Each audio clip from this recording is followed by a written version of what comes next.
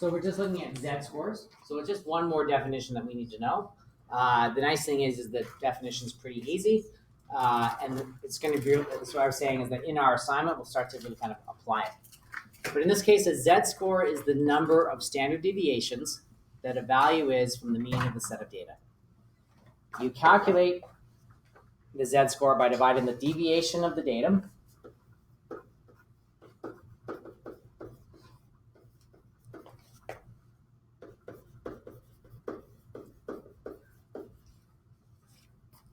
by the standard deviation.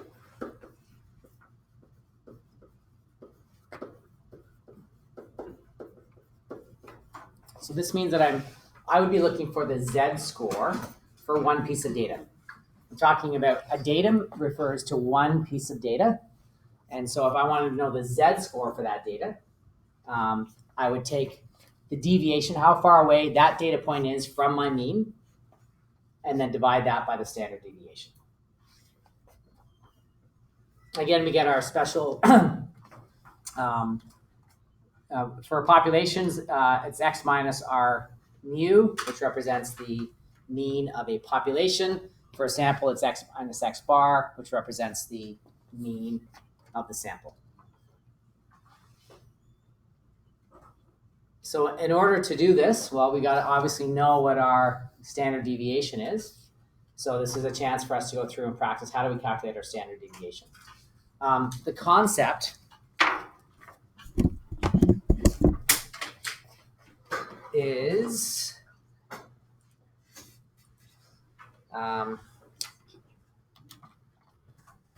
let's see if I can pull up a chart here.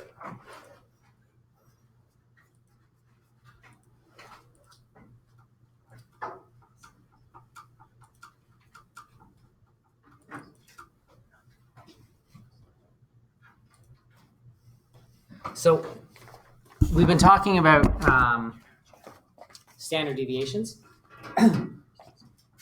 Very useful when we talk about a normal distribution. So a normal distribution is where we think that the data is evenly spread out in a pattern similar to this. Sometimes you may have heard something called a bell curve.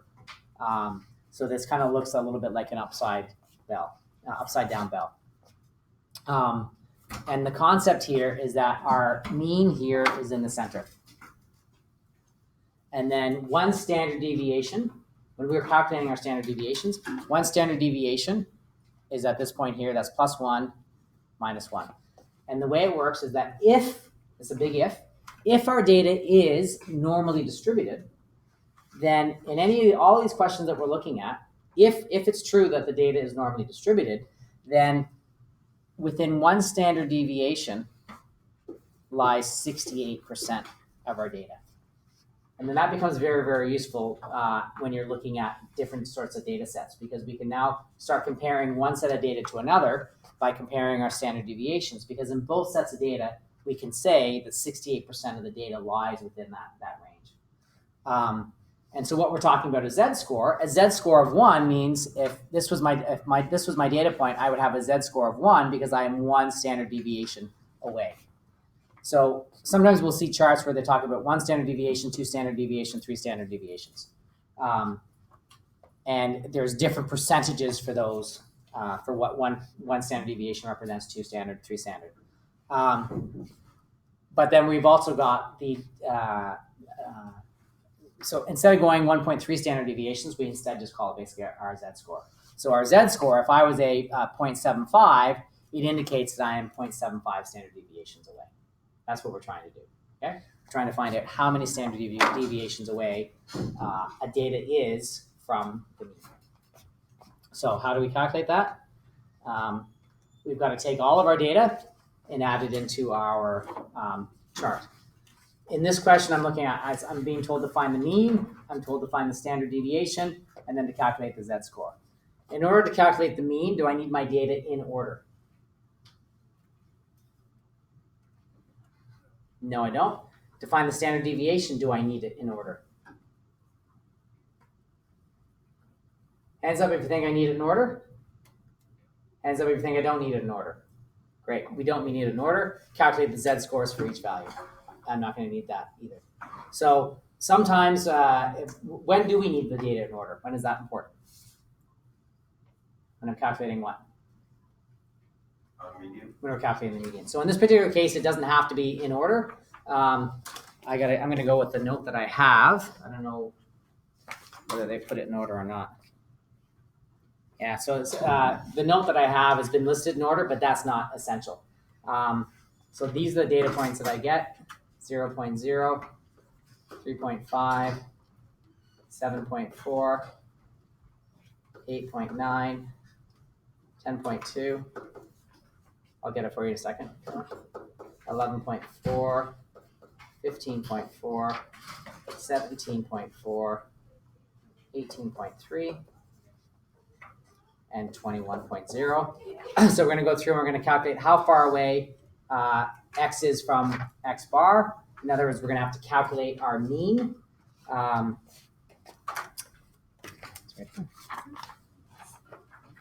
So our mean, x bar, is the sum of our data points, x divided by n, the number of data points that we have. If I add up all of that data, I get 128.82. Sorry, no, I don't.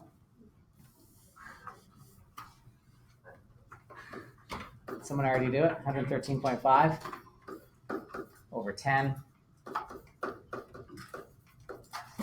or a mean of 11.35. So from that, I take 0, subtract 11.35, gives me minus 11.35. The square of minus 11.35 is 128.82.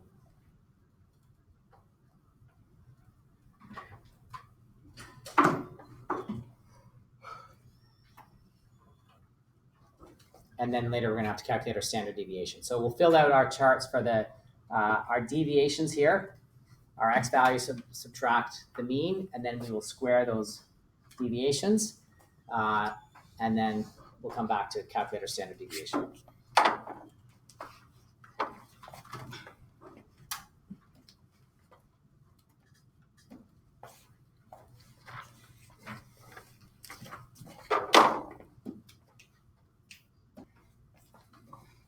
So we've completed our the means. So if I totaled this first column up, what would I expect my total to be in this case?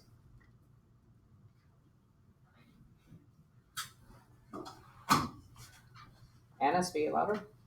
0, right? This is why we can't use that. We can't average how far away all the points are from the mean, because on average they're going to be, half of them are below, half of them are above. So on average, it's, that would give us a yield of 0. So instead what we do is we take those deviations and we square them. If I sum this column up, I get 407.81. This is represented by the sum of x minus x bar squared. We're looking at a sample of data. So in B, when we're asked to calculate the standard deviation, for a sample, the standard deviation is the square root of the sum of the mean of the deviations squared. X, sorry, is the, it's the square of the sums, the mean of the square of the deviations, right? We take our deviations, we square it, and then we subtract it. In this case, because it's a sample, it's an n minus 1 as opposed to the entire data set.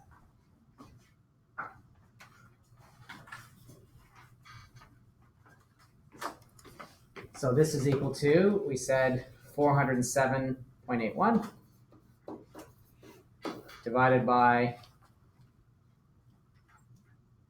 2, 4, 6, 8, 10. I've got 9 data sets, and this gives me square root of 45.31, which is 6.7.